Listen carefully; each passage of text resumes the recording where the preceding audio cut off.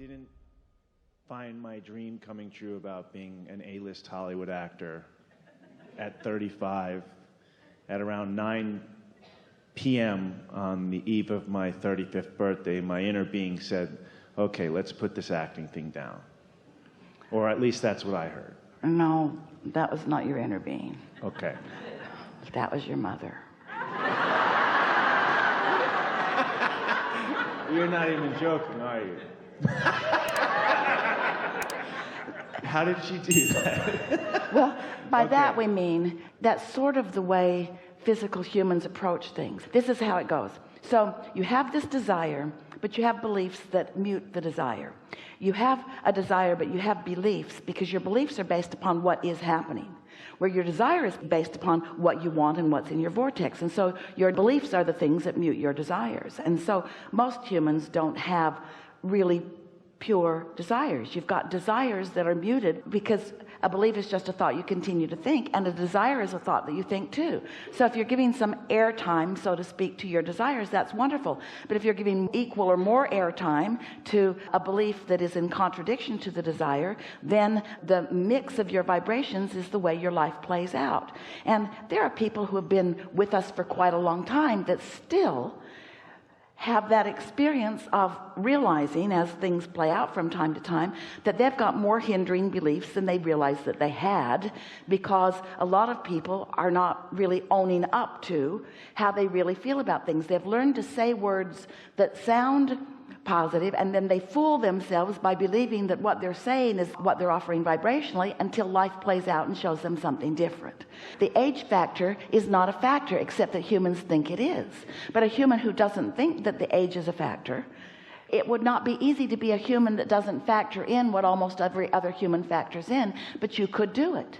So we want to say, if any desire is strong enough, and by that we mean dominant enough, by that we mean not contradicted by beliefs that are constantly pounding away at it, then any desire can come about. It just does not matter.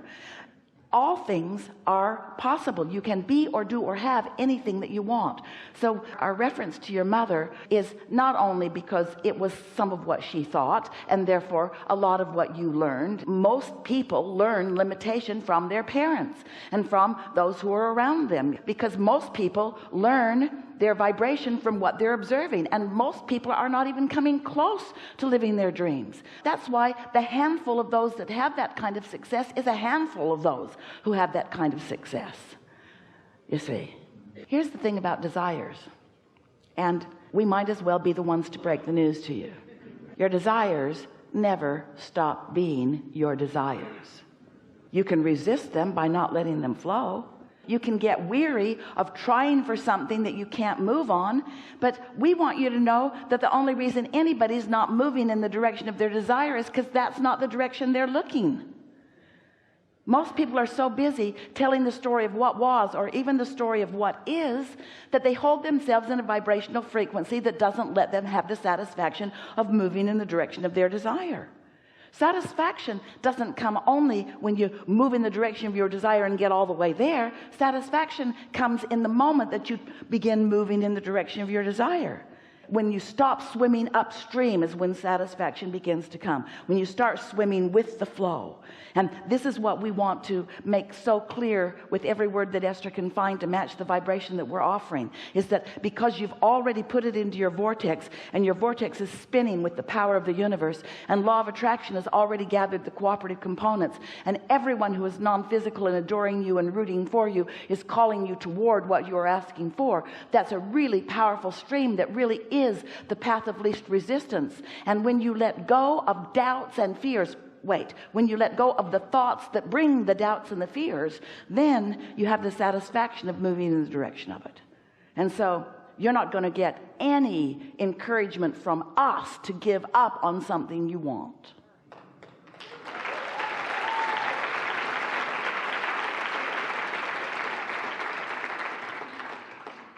Just quickly, please tell Esther that is the most amazing blouse. It contains several shades of my favorite color, which is cobalt blue, and it's just breathtaking. She chose from 5 things that she brought this morning. And she put it on because it's not her favorite. So apparently Your mother picked it.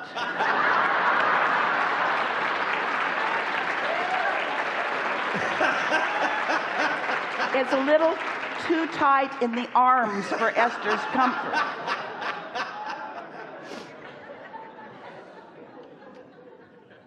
Okay, so I've worked really hard to try to understand all of what I've heard you say so many times, and It's a yes, problem. You're working pretty hard. I've always had. Yeah, we're wanting you to get over that. Because you have to work hard when there's resistance in the mix. When there's no resistance in the mix, it's ease and flow. Right, and you know, you stopped yourself and you rephrased, and I want to try to get back to what that was you said, because it was about... The emotion is the indicator of the vibration. We don't want you to say it's doubt and fear that's holding you back. The feeling of doubt and the feeling of fear is the indicator of the thoughts that are holding you back. Right. So the key in that moment, I mean, self-soothing is something that's come up in discussion here, and I have a specific type of therapy that I go to for the condition that I've learned that I have, which the physical world has told me is blah, blah, blah. It is blah, blah, blah. That's the perfect title for it. What have you got? Blah, blah, blah. How important is it? Blah, blah, blah. Is it real? Blah, blah, blah. Does it matter? Blah, blah, blah. Without working, I would like to find more alignment with my inner being more often, be in play. Well, it'll be easier for you now, because now you are looking in the direction of your mother, and that's where she is. There it is again. Oh, they like that. They like soothing. When you say there it is again, you've done that twice now. The audience's response, yeah. We know what they were saying. Okay. We want to know what you think they were feeling when they said it. What is it you're responding to? Do you think they're sympathizing? Alignment. So it's their alignment? Well, no, it's alignment, not theirs, it's alignment. Like it was a moment where the whole room felt the same identification. All right, so this is really good.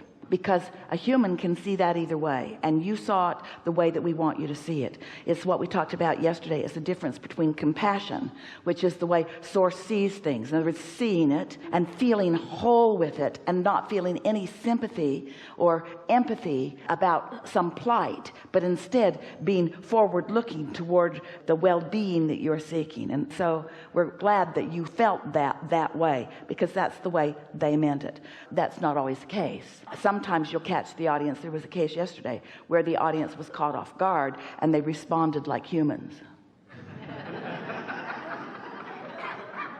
Sometimes when someone wants to come up, and we will choose the one that we're choosing with very specific intent, and someone next to them or behind them or in front of them starts up, and we say, wait, and we send them back to the chair, and the audience goes, oh, because they're feeling so badly for the person who isn't chosen. That's the human thing we were talking about. That was the kitten that came out of the box when they were...